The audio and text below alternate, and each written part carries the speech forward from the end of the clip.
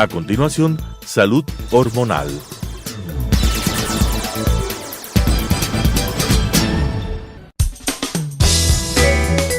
Clasificación A. Apto para todo público.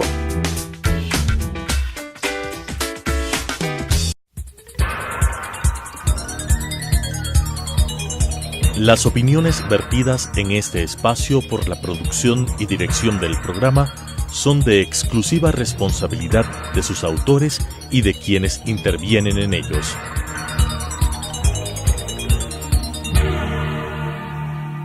Telesucesos Canal 29 UHF presenta Salud Hormonal. Temas como la obesidad, la diabetes, la osteoporosis y problemas endocrinológicos en la edad adulta. Todo para una buena calidad de vida, con la conducción del Dr. Carlos Jaramillo. Salud hormonal. Es un gusto nuevamente estar con ustedes, queridos televidentes. Mi saludo desde el programa Salud Hormonal. En esta ocasión estamos muy contentos de desarrollar un tema sumamente importante para la humanidad. El tema se llama la osteoporosis. Y para hablar con mejor propiedad, hemos invitado al ecuatoriano que sabe más de osteoporosis en este país. Se trata del doctor Edwin Naranjo Ferro, el cual inició los primeros estudios de osteoporosis en este país hace más de 20 años y se ha dedicado exclusivamente a este tema con numerosas investigaciones. Por lo cual, para mí es motivo de enorme satisfacción que él nos explique este aspecto de la osteoporosis. Que comencemos por definir la osteoporosis. ¿Qué es la osteoporosis? Muchas gracias y adelante, doctor Naranjo. Un afectuoso saludo a la teleaudiencia, gracias por esas amables palabras. Bien, en cuanto a la osteoporosis, nosotros tenemos que, para hablar con propiedad, primero conocer la fisiología del hueso, ¿no? Cuando nosotros hablamos del hueso, la gente se imagina, por lo general, que es una piedra, que es un tejido inerte. Sin embargo, el hueso es un tejido metabólicamente muy activo. Nosotros en la práctica cambiamos de esqueleto cada 10 años. ¿Qué es lo que viene o qué es lo que interviene en este mecanismo de remodelamiento óseo que llamamos? Unas células que parecen los antiguos Pac-Man que habían, ¿no es cierto?, cuyo cepillo inferior absorbe el hueso dañado, destruye el hueso dañado, excava una cavidad y después llegan unas células que son los albañiles, los osteoblastos, que rellenan esa cavidad. Esta secuencia de destrucción y después formación se llama remodelamiento óseo. Ahora, estando nosotros en esta situación, vemos que es un proceso microscópico. De estos albañiles microscópicos hay cientos de miles actuando en este momento en cada uno de nuestros esqueletos. La suma de estas pequeñas acciones determinan que se forme o se destruya hueso en mayor o menor cantidad. Cuando la formación es igual a la resorción o destrucción, nosotros mantenemos un balance neutro, es decir, mantenemos la misma masa ósea. Este proceso de remodelación es diferente en las diversas épocas de la vida. Por ejemplo, en los primeros años, nosotros vemos que la formación del hueso es mayor que la resorción. Por lo tanto, se crea masa ósea, aumenta la masa ósea. En este sentido, el término adecuado no es remodelamiento, sino más bien modelamiento óseo. Así vemos nosotros que en estos años se crea hueso y aumenta la masa ósea. Esta es la época adecuada para hacer prevención de osteoporosis, porque uno va acumulando su masa ósea y va incrementando la masa ósea. Posteriormente llega usted a la edad del adulto joven, ¿no es cierto? Y ahí la formación es igual a la resorción. Nosotros logramos una meseta.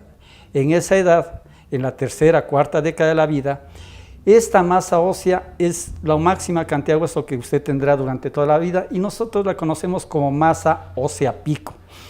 Esta masa ósea pico es importante porque viene determinado genéticamente. Esta es lo que se hereda.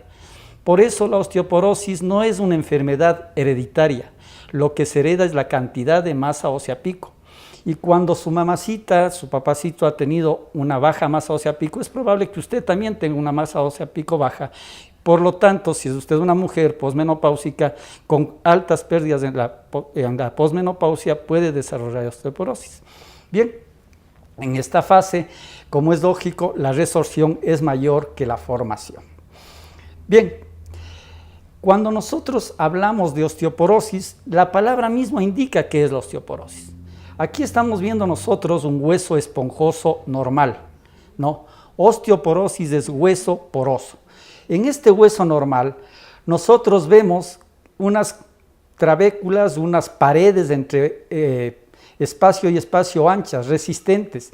Ese es un hueso normal, pero mientras aumentan esos poros, termina en el hueso osteoporótico. Si ustedes se fijan, son unas paredes muy débiles, delgadas, tenues, incluso han desaparecido en algunos sitios. Ahora, el hueso osteoporótico no sería ningún problema si no es que se vuelve tan frágil y tan débil, ¿no?, que predispone a una fractura. Es igual que un edificio al que se le han ido quitando las columnas y por lo tanto no puede resistir las cargas que debería soportar ese edificio. ¿Qué tan frecuente es este problema de la osteoporosis? ¿Se habla que la osteoporosis es frecuente? Sí es frecuente, pero para hablar con propiedad es un problema frecuente en las mujeres posmenopáusicas. Para hacerlo de forma resumida, de cada 10 mujeres posmenopáusicas, por lo menos la mitad o más de la mitad son osteopénicas. ¿A qué llamamos osteopenia? A una pérdida de masa ósea, ¿no?, que no llega a los niveles de osteoporosis, pero ya incrementa el riesgo de fracturarse. De estas 10 mujeres, por lo tanto, 5 serán por lo menos osteopénicas y 3 por lo menos ya serán francamente osteoporóticas. Es decir, que de 10 mujeres posmenopáusicas sobre los 65 años de edad, 8 serán u osteopénicas u osteoporóticas. Esa es la frecuencia. ¿Quiénes son las personas que están en riesgo de desarrollar esta enfermedad? ¿No? Hay factores de riesgo, lo que llamamos los médicos factores de riesgo son aquellos factores que cuando están presentes inducen a que se presenta cierto problema. Entonces, en la osteoporosis los factores de riesgo son, primera, el sexo femenino, la menopausia temprana antes de los 40 años de edad, la piel clara, el sedentarismo y el bajo consumo de alcohol o de proteínas en algunos casos. Bajo consumo de calcio. ¿No? Bajo consumo de calcio, fundamentalmente. No. Claro. Ahora, también hay la historia familiar de osteoporosis. Esto es fácil de comprender cuando revisamos la masa ósea pico. Se heredaba una masa ósea pico, usted podía desarrollar osteoporosis. El tabaquismo, porque es un efecto, causa un efecto dañino sobre las albañiles, sobre las células que formaban el hueso, destruyen ese tipo de células. Y el alcohol y la cafeína aumentan la actividad, en cambio, de las células que destruyen hueso, ¿no?, de los Pac-Man, esos que parecían. Ahora, en algunos países industrializados, dudo que en el nuestro, hay un efecto de cuando hay un exceso de ingesta de proteínas. Estas producen que se elimine la orina demasiado ácida y esto arrastra calcio. Se habla de que una alta ingesta de proteínas, cuando es excesiva, también puede desarrollar osteoporosis. Y algunos medicamentos con estos, fundamentalmente los corticosteroides. ¿Por qué son importantes los factores de riesgo? Porque hay factores de riesgo que son modificables y otros factores de riesgo que no son modificables. Estos factores de riesgo modificables son sobre los que nosotros podríamos actuar para tener algún efecto benéfico o tratar de defender a una persona, a una paciente, para evitar este tipo de problema. En este sentido, actualmente el sedentarismo es uno de los problemas que presenta nuestra niñez, ¿no? La mayor parte de sus actividades son en los juegos electrónicos, las computadoras, la televisión. La celular, la televisión. Cada vez son menos las horas que se dedican a educación física, por ejemplo, en las escuelas, ¿no? Esa actividad física va a determinar un bajo desarrollo de masa ósea pico. Por ejemplo, el bajo consumo de calcio en algunos casos de proteína, porque el calcio tiene que depositarse en una malla que es formada por proteínas. Entonces en estas hay que dar una actividad física adecuada, una alimentación adecuada. Hay noxas como el tabaquismo, ¿no?, que hay que evitar, el exceso de bebidas alcohólicas también, que hay que evitar. Bien, ¿cuáles son los síntomas de la osteoporosis?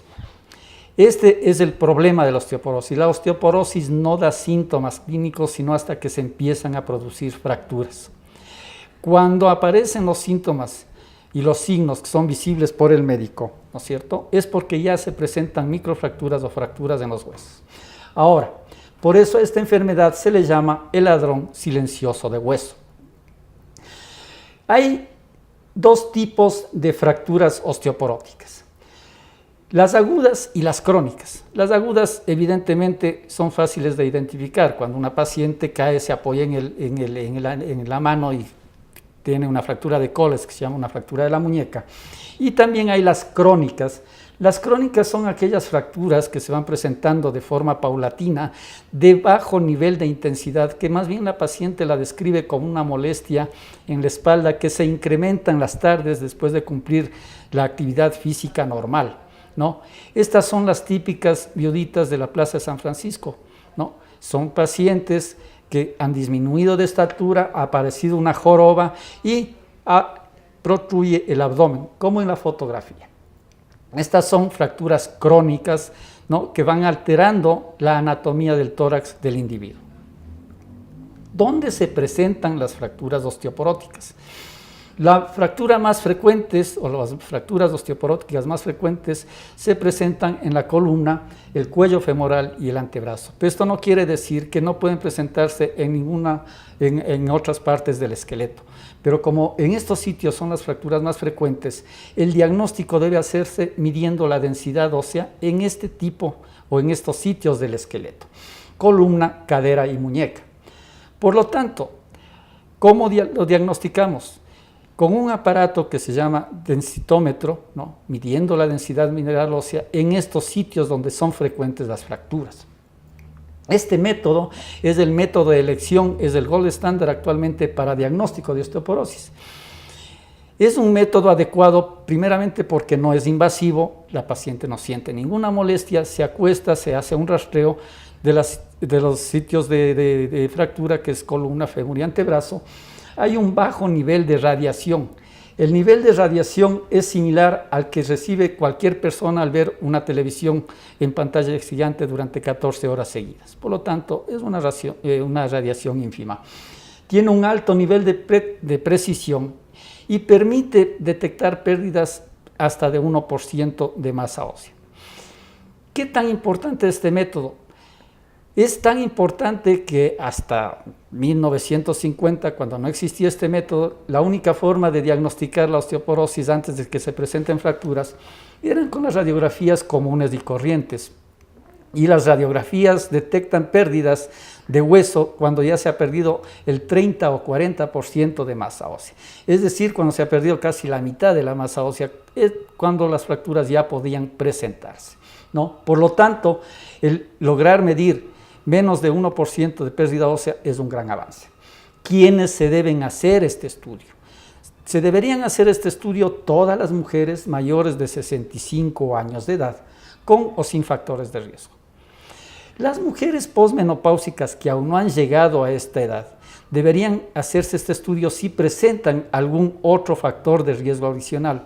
Para ponerle un ejemplo, una mujer de unos 50 años que aún no presenta la menopausia, por ejemplo, todavía sigue menstruando, pero sin embargo fuma una cajetilla al día. Ese es un factor de riesgo, como habíamos dicho, y esa paciente debería hacerse una medición de densidad mineral ósea. Mujeres posmenopáusicas y varones adultos que presenten fracturas por fragilidad.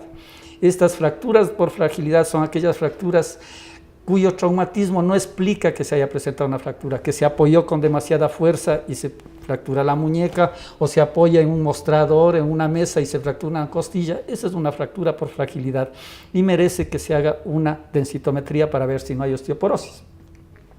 Y mujeres que estén considerando recibir tratamiento hormonal. No. Estas pacientes deberían hacerse este estudio. Si me permite, Sí, ¿qué cómo no. importancia tendría el peso en las mujeres para hacerse una densitometría? La delgadez, ¿no? El peso bajo es un factor de riesgo importante para la osteoporosis. Y esas pacientes con déficit ponderal deben hacerse una O densitometría sea que una ósea. mujer de 50 años delgada tiene más propensión a la osteoporosis y debería hacerse una Debería densitometría. hacerse una medición de masa ósea. No, Muy bien. es importante. La razón, no, usted lo sabe, es porque parte de los estrógenos que defienden para la osteoporosis también se producen en el tejido adiposo, en la grasa, ¿no? Entonces eso produce hormonas que defienden al hueso. Y además porque el peso supone una mayor carga sobre el hueso y eso estimula la formación ósea. Exacto. Entonces, ¿cómo nosotros haríamos un diagnóstico de la osteoporosis con estas mediciones? El médico generalmente recibe un informe en el que va a comparar la densidad a obtener del paciente con las curvas normales. Si nosotros vemos un gráfico, recuerden, la masa ósea pico se alcanzaba a los 20 o 40 años, hasta los 40 años de edad, ¿no? Y si nosotros encontramos que ese paciente se encuentra en esa franja verde a la altura de la masa ósea pico, es un paciente normal. Se puede hacer otro estudio de seguimiento a los 2, 3 años y ver a qué velocidad está perdiendo hueso. Si vemos que está muy acelerado, es un paciente que debería ser vigilado y darle indicaciones preventivas de estilos de vida fundamentalmente, ¿no es cierto? Pero si nosotros encontramos un paciente en el que claramente se ve que cuya masa ósea está muy disminuida respecto al adulto joven normal, encontramos que ese paciente ya necesita medidas terapéuticas y probablemente de tratamiento. Y hacer un seguimiento para ver cómo va evolucionando esa densidad mineral ósea y como respuesta al tratamiento. En conclusiones, nosotros podemos concluir que el hueso no es un tejido inerte, es un tejido en proceso de remodelamiento continuo. La causa más frecuente de osteoporosis es la menopausia, por eso es más frecuente en mujeres. La osteoporosis es frecuente después de la menopausia. Antes de la menopausia es rara y antes de los 70 años de edad en varones es rara. La osteoporosis no da síntomas, ¿no? Eso de que me duele y debe ser osteoporosis no es así.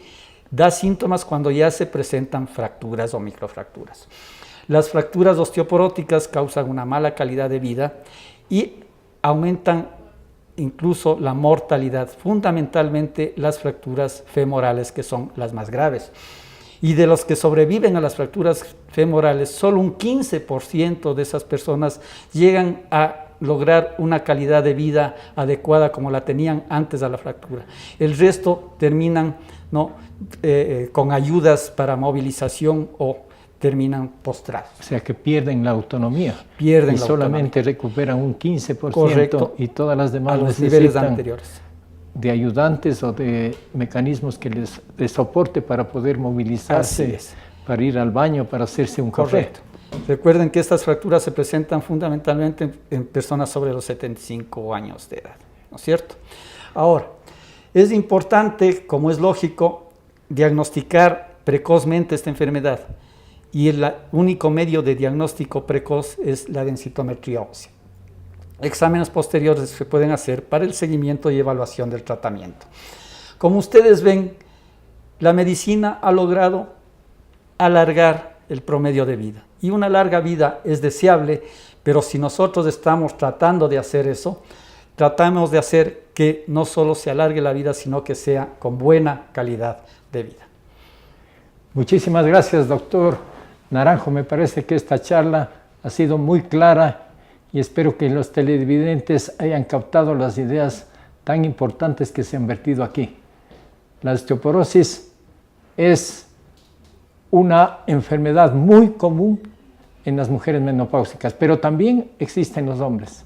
En los hombres, pasados los 70 años, es muy importante que también los hombres nos hagamos una densitometría ósea para tener buena calidad de vida. En la próxima charla vamos a abordar precisamente esto del tratamiento el tratamiento que el gran público debe hacer. Como nos indicaba el doctor Naranjo, lo más importante sería la prevención, cuando se está formando el hueso, es decir, desde el vientre materno, que la mujer embarazada tenga una alimentación adecuada en calcio, en proteínas, es decir, una alimentación balanceada, y que haga ejercicio. Esa mujer embarazada es muy importante para un buen desarrollo del inicio de la masa ósea en el niño. Posteriormente será muy importante que los padres se preocupen de la alimentación de ese niño y que se preocupen de la actividad física. El mundo actual está siendo testigo de grandes descubrimientos, entre ellos la computadora, la televisión, los juegos manuales, el celular, y esto nos está creando una dependencia para ser seres sedentarios. Este es el peor camino que podemos darles a nuestros hijos, a nuestros nietos, porque ese es el camino de la osteoporosis, un camino que no nos dará calidad de vida. Les invito para el próximo programa en que hablaremos sobre el tratamiento de la osteoporosis, y mi más profundo agradecimiento al doctor Edwin Naranjo, distinguido colega mío y el mejor especialista de osteoporosis en este país. Muchas gracias. Las opiniones vertidas en este espacio por la producción y dirección del programa son de exclusiva responsabilidad de sus autores y de quienes intervienen en ellos.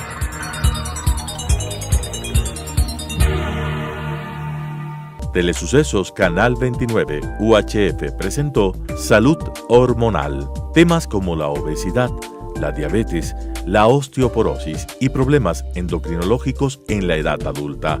Todo para una buena calidad de vida, con la conducción del Dr. Carlos Jaramillo. Salud Hormonal.